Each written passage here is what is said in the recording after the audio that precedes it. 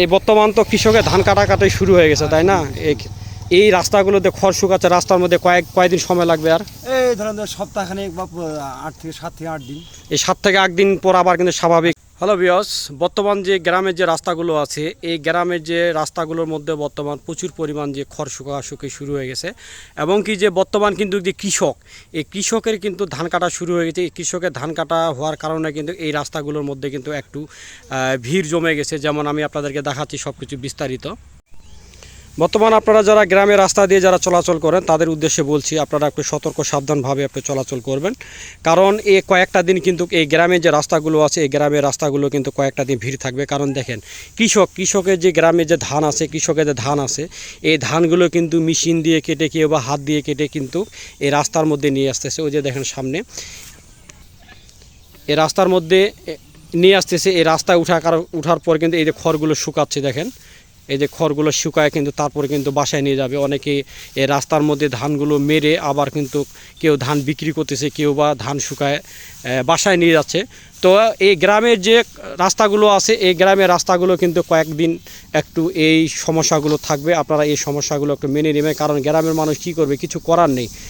মানে এই যে চায়না ধান, এই যে দেখেন চায়না ধানগুলো কিন্তু এমন, এই যে চায়না ধানগুলো রয়েছে, এই চায়না ধানগুলো কিন্তু এমন একটা অবস্থা, খুব মানে তাড়াতাড়ির মধ্যে কাটতে হবে। আর যদি না শুকায় এগুলো কিন্তু আবার গেজে যাবে। এই জন্য কিন্তু এই ধানগুলো কেটেই কিন্তু এই রাস্তার মধ্যে মারতেছে, রাস্তার মধ্যে বেচা কিনা করতেছে কৃষক। এই যে দেখেন, আমি আপনাদেরকে জুম করে দেখাচ্ছি, এই যে দেখেন রাস্তার মধ্যে কিন্তু বেচা কিনা করতেছে।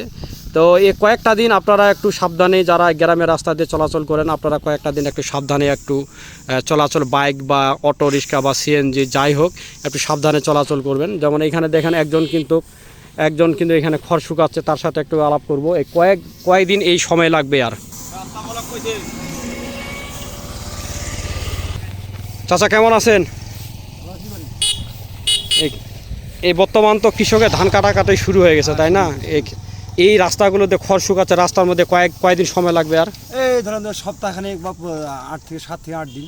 এই 7 থেকে 8 দিন পর আবার কিন্তু স্বাভাবিক হয়ে যাবে, কারণ নিয়ন্ত্রণে চলে আসবে। কারণ বর্তমান তো কৃষকের ধান কাটাকাটি শুরু, এই জন্য যে পানি, এই যে দেখেন পানি লেগে আছে, এই যে দেখেন পানি লেগে আছে, এই জন্য ধানগুলো কেটে কিন্তু রাস্তার মধ্যে নিয়ে আসতেছে।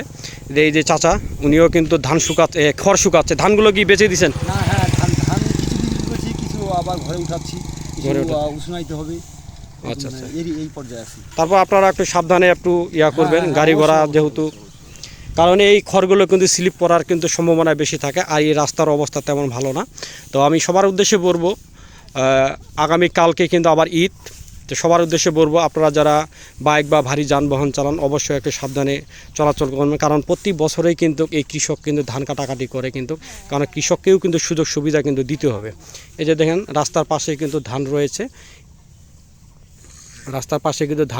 ধান কেটে কিন্তু রাস্তার মধ্যেই উপরে নিয়ে আসে ধান, এখানে বেচা কিনা করতেছে কৃষক। এই যে দেখেন আরেক বড় ভাই আমার যাচ্ছে, সম্ভবত খড় আনতে যাচ্ছেন নাকি না ধান? খড় আনতে যাচ্ছে। ওই যে দেখেন ভাবিও আসতেছে। খুবই কষ্ট না?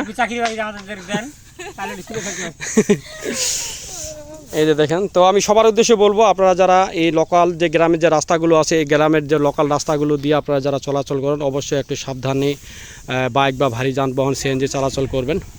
তো সকলকে অনেক ধন্যবাদ, ভালো থাকবেন সকলে।